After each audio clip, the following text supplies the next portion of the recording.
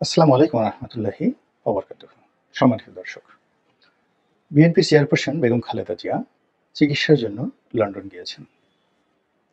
প্রশ্ন হলো, তিনি লন্ডনে কতদিন থাকবেন, তিনি কবে ফিরবেন? খুব সাধারণ প্রশ্ন। এবং এই প্রশ্নগুলো যদি তার রাজনৈতিক গুরুত্ব, কেবলই মাত্র সেই গুরুত্ব বা দলের প্রয়োজন, দেশের প্রয়োজন, এগুলো নিয়ে আলোচনা হতো, তাহলে এটা নিয়ে আর ভিডিও করার প্রয়োজন হতো না।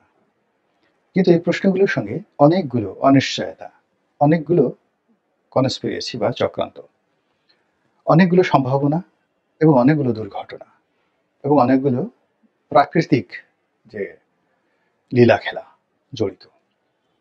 এজন্যই যে যার মতো করে, যার যার যে দৃষ্টিভঙ্গি, যার যার যে চিন্তা এবং চেতনা, সেগুলো নিয়ে আলোচনা করছেন। তিনি এত দেরি করে গেলেন কেন? ৫ মাস আগে তো যেতে পারতেন। তিনি এত দেরি করে গেলেন কেন? বা তিনি আমেরিকা না গিয়ে কেন লন্ডন গেলেন? তারপর কবে ফিরবেন? আসার সময় তিনি সৌদি আরব হয়ে আসবেন কিনা? ইত্যাদি ইত্যাদি নানা কথাবার্তা। তারপর তার এই যাত্রাপথে যে আনুষ্ঠানিকতা হলো এবং তার যাওয়ার সময়টিতে যে জাঁকজমকপূর্ণ আয়োজন করা হলো, এটি অস্বাভাবিক, এটি প্রাকৃতিকভাবে অস্বাভাবিক। এবং তিনি চিকিৎসা করতে যাচ্ছেন, তাকে বিদায় জানানোর জন্য যে রাজস্বিকতা দেখানো হলো, এটাও অস্বাভাবিক।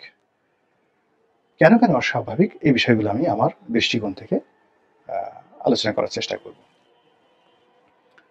প্রথমত, কাতারের আমির যে রাজকীয় বিমান পাঠিয়েছেন তার জন্য, এটি একটি আনইউজুয়াল ঘটনা।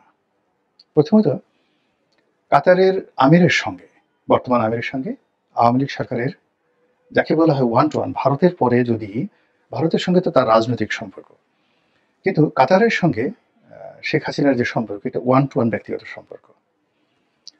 এবং কাতারের যে আমির, এখন যিনি বর্তমান আমির, তার বাবা, তার সঙ্গে শেখ হাসিনার ব্যক্তিগত বন্ধুত্ব কোন পর্যায়ের আপনারা কল্পনা করতে পারবেন না।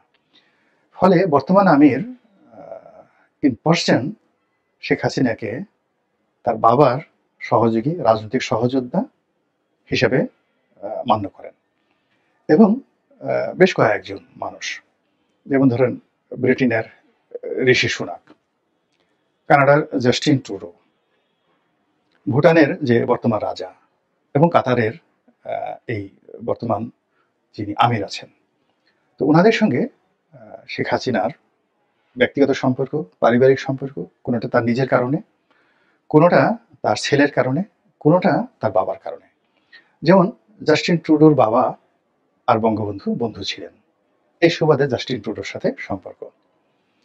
দ্বিতীয়ত, ঋষি সুনাকের যে শ্বশুর, তার সঙ্গে শেখ হাসিনার ব্যক্তিগত সম্পর্ক দিল্লি কেন্দ্রিক, তিনি যখন দিল্লিতে ছিলেন।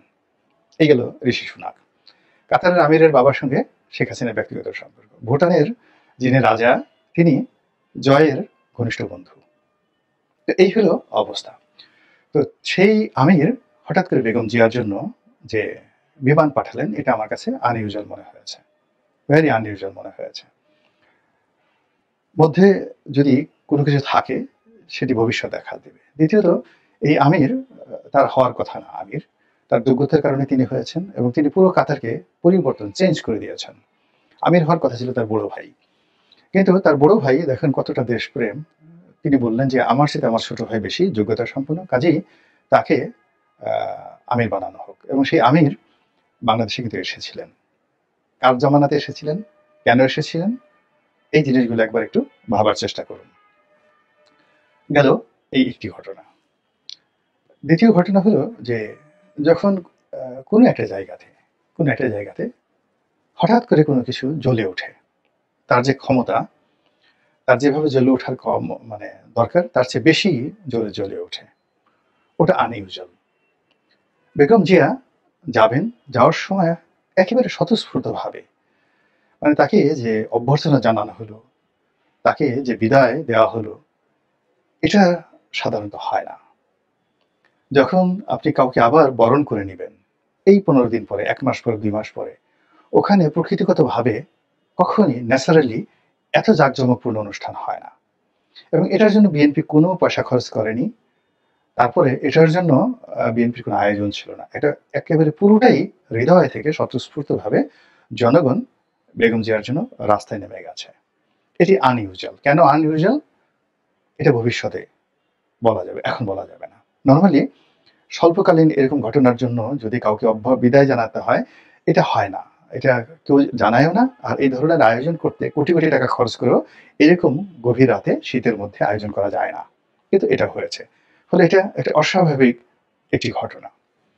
৩ নম্বর হলো বেগম জিয়ার যে বয়স ৭৯ বছর, এবং তিনি তার সন্তানের সঙ্গে ৭ বছর পরে দেখা করতে যাচ্ছেন। এখানে তার যে চিকিৎসা, সেই চিকিৎসা, তার পুরো শারীরিক যে কন্ডিশন, এগুলো খুবই জটিল, খুবই কঠিন। একেবারে প্রকৃতির খুব অতি আশ্চর্যজনক ঘটনা যদি না ঘটে, পৃথিবীর কোনো মেডিকেল সায়েন্স দিয়ে তার এই সমস্যাগুলো দূর করা সম্ভব নয়। কাজেই তিনি পরিপূর্ণ সুস্থ হবেন, কর্মক্ষম হবেন, আবার হেঁটে বেড়াবেন সারা বাংলাদেশে, এটা চিকিৎসা বিজ্ঞানে অসম্ভব বিষয়। তিনি স্ট্যাবল হতে পারেন, বা তার যে এখন কষ্ট হচ্ছে সেই কষ্ট কিছুটা হলে লাঘব হতে পারে, নট মোর দ্যান দ্যাট। তো সেখানে তাকে নিয়ে আমরা যে আশা করছি, খুব বেশি আশা করছি, যত বেশি আশা করছি এবং তাকে নিয়ে যত বেশি আবেগ দেখাচ্ছি, ততই বিএনপির মধ্যে একটা ভয়ঙ্কর সমীকরণ হচ্ছে। সেটা হলো তারেক রহমান সাহেবের গুরুত্ব কমে যাচ্ছে, তার নাম মানুষ ভুলে যাচ্ছে। তিনি যে বিএনপির নেতৃত্বটি গত ১০ বছর ধরে একছত্রভাবে চালিয়ে যাচ্ছেন এবং সংগঠন চালাচ্ছেন, এই জাস্ট এই সময়টিতে আনন্দ উচ্ছ্বাসে বেগম জিয়াকে কেন্দ্র করে যে আনন্দ এবং উচ্ছ্বাস, সেখানে বেগম জিয়ার যে পাওয়ার, তার যে এনলাইটমেন্ট, তার যে জনপ্রিয়তা, তার যে ব্যক্তিত্ব, এটা এখন সামনে এমনভাবে চলে আসছে যে তার সেই আলোকময়তার কাছে মানুষ জনাব তারেক রহমানকে কল্পনাই করতে পারছে না, কল্পনাই করতে পারছে না। তারেক রহমান এখন তার কেবলই মাত্র একজন সন্তান। শেখ হাসিনার পাশে জয় বসলে যেরকম একটা অবস্থা হয়, ঠিক ওইরকম একটা অবস্থা কিন্তু এখন তারেক রহমান সাহেবের হয়েছে। অথচ এই ১০টা বছর এই দলটাকে চালানো, এই দলটাকে একত্রে রাখার সমস্ত কাজগুলো তিনি করেছেন, যেটি এই মুহূর্তে তার নেতৃত্বটি হুমকির মুখে পড়েছে। এবং বেগম জিয়া যদি ফিরে আসেন, সুস্থ হয়ে আসেন, সেক্ষেত্রে তারেক রহমানের নেতৃত্ব ফিরে পাওয়াটা খুব কঠিন হবে।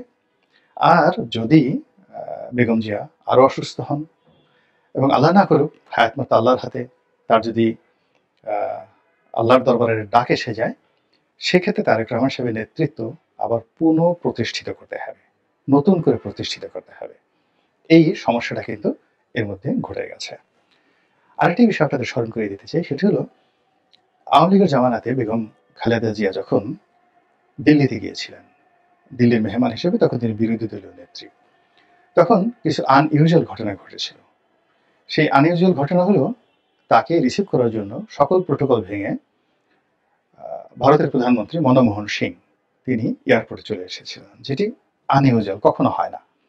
বিরোধী দলীয় একজন নেত্রীকে অভ্যর্থনা জানানোর জন্য রাষ্ট্রের একজন ডিপ্টি সেক্রেটারি পর্যায়ের কর্মকর্তা আসতেন এবং প্রধানমন্ত্রী মনমোহন সিং এর অফিসে গিয়ে তাকে দেখা করতে হতো। এবং ভারত একটা নাকুচু জাতি, আপনি দেখেন এখানে শেখ হাসিনার সাথে এত সম্পর্ক, তাকে রিসিভ করার জন্য একটা উপমন্ত্রী পর্যায়ে, তাও মহিলা অগুরুত্বপূর্ণ একজন উপমন্ত্রীকে পাঠানো হয়, কোনো কোনো সময় উপমন্ত্রীকেও পাঠানো হয়নি। তো সেখানে বেগম জিয়ার সাথে যখন এরকম আচরণ করা হলো, তাকে অতিরিক্ত মূল্যায়ন করা হলো, তার পরিণতি ২০১৩ সনে ১৪ সনে আমরা দেখেছি। মানে আপনি যখন কাউকে ঠকাবেন এবং কাউকে প্রতারণা করবেন, তখন তার বিশ্বাস এবং আস্থা অর্জন করার জন্য তাকে আপনার হৃদয়ের মধ্যে নিয়ে নেবেন। সেভাবে ভারত বেগম জিয়াকে ওই সময়টাতে হৃদয়ের মধ্যে নিয়ে নিয়েছিল। এগুলো একটা।